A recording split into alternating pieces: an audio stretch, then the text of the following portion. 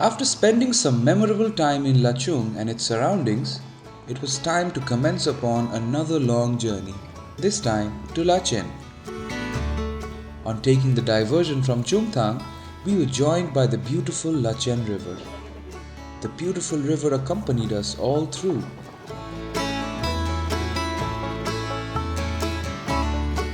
Its banks were equally serene, where we stopped for a precious break. Raw strawberries bloomed here and there. We were swift at gathering some of them for a taste. Crossing many bridges, falls, streams, we now raced forward on hilly roads and finally made it to Lachen in the afternoon. Our hotel was centrally located.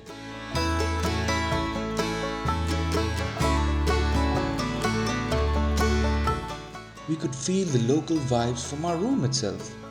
Rest of the day was spent watching the cloudscapes through our window.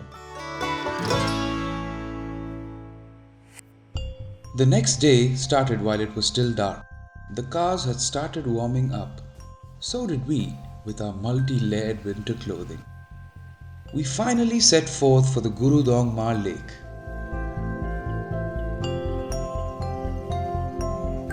The 60-kilometer long journey was mesmerizing.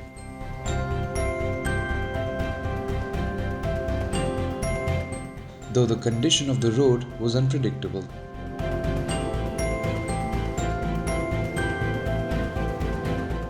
We reached Thangu to get our permits made.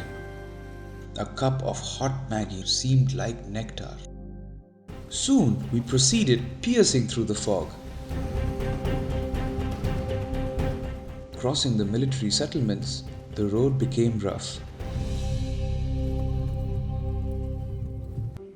After a final verification at 14,000 feet, we headed further. The land was barren, yet memorably picturesque. The temperature recorded here was below freezing point. Every water body had frozen.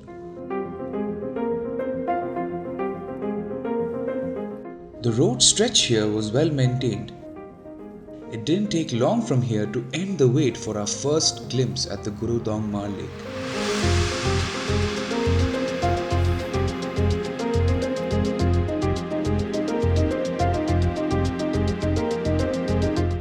This place deserves every hype and fanaticism that it gets. We made all efforts to savor every moment at this thrilling place.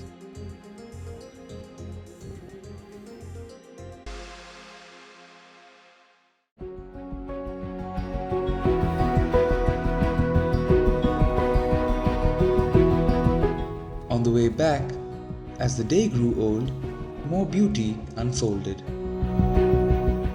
No word is suitable enough for a proper description. It was a memorable visual treat. As the altitudes decreased, the greens were back. We were back at Lachen for lunch. After the break, we embarked on the downward journey to Gangtok again. The road was the same, but its beauty seemed fresher.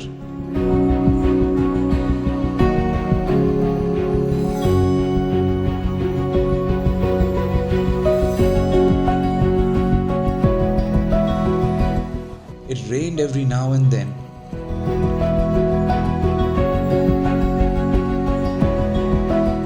Some parts of the road were in bad shape. Our driver Dorji was always cautious. We went on steadily. With the fall of darkness, Gangtok neared. The twinkling lights in the dark announced that we were back in the hill station, safe and fulfilled.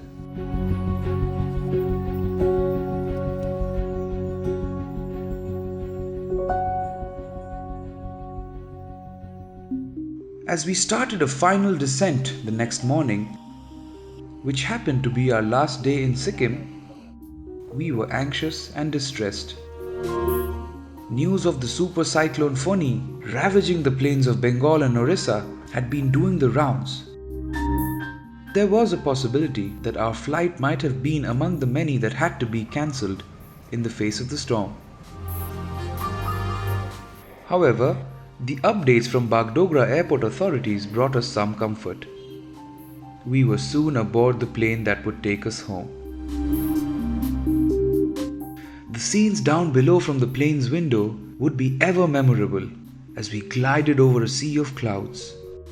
Our plane pierced and sometimes plunged into the clouds as it made its way southwards. After 50 anxious minutes, our homecoming was finally complete. Our fabulous days in Sikkim now had officially become past.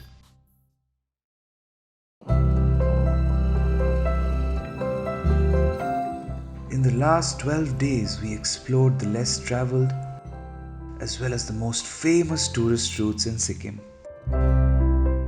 Enjoyed the warmth of Gangtok and endured the freezing cold in Nathang Valley. Went from lush green valleys to the endless barren landscapes to never-ending terrains capped with ice. Breathed all the oxygen we needed to survive our upcoming city life. Every second spent here was worth it.